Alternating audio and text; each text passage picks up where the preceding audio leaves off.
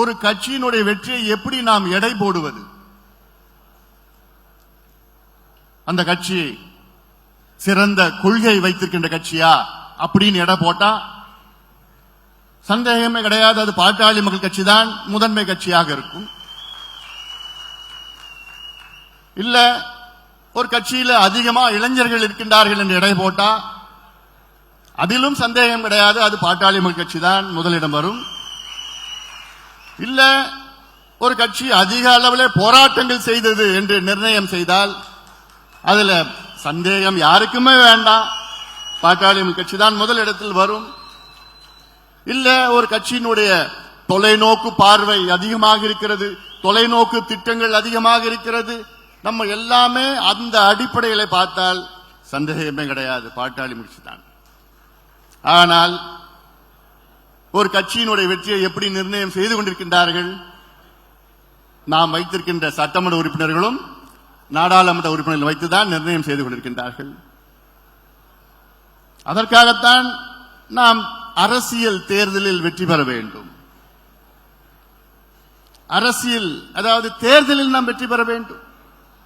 மக்கள் மனதிலே நாம் வெற்றி பெற்றிருக்கின்றோம். 56 ஆண்டு காலம் ஆட்சி செய்து கொண்டிருக்கின்ற கட்சிகள், இரு கட்சிகள், அவர்களை விட அதிக தகுதி, அதிக திறமை, அதிக தொலைநோக்கு பார்வை உள்ள கட்சி பாட்டாளி மக்கள் கட்சி.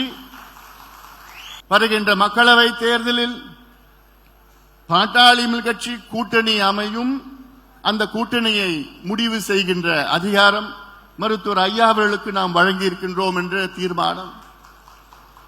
பாட்டாளி மக்கள் கட்சியும் இதுவரை 70 சட்டமன்ற உறுப்பினர்களுக்கு மேல் நாம் வெற்றி பெற்றிருக்கின்றோம், தமிழ்நாட்டிலும் புதுவையிலும். இதுவரை 20 நாடாளுமன்ற உறுப்பினர்கள், மக்களவை மாநிலங்களவை உறுப்பினர்கள் 20க்கு மேல் நாம் வெற்றி பெற்றிருக்கின்றோம். 6 மத்திய அமைச்சர்களை நாம் பெற்றிருக்கின்றோம். 6 மாவட்ட ஊராட்சி பெருந்தலைவர்கள், டிஸ்ட்ரிக்ட் சேர்மன் நாம் பெற்றிருக்கின்றோம். நூற்றுக்கணக்கான ஒன்றிய பெருந்தலைவர்களை நாம் பெற்றிருக்கின்றோம். ஆயிரக்கணக்கான ஒன்றிய குழு உறுப்பினர்களை நாம் பெற்றிருக்கின்றோம். 10,000க்கு மேல் ஊராட்சி மன்ற தலைவர்களை நாம் பெற்றிருக்கின்றோம். ஆனால் இதையெல்லாம் நாம் சாதனையாக நாம் சொல்ல முடியாது. நாம் அந்த ஆட்சி அதிகாரத்துக்கு வர வேண்டும்.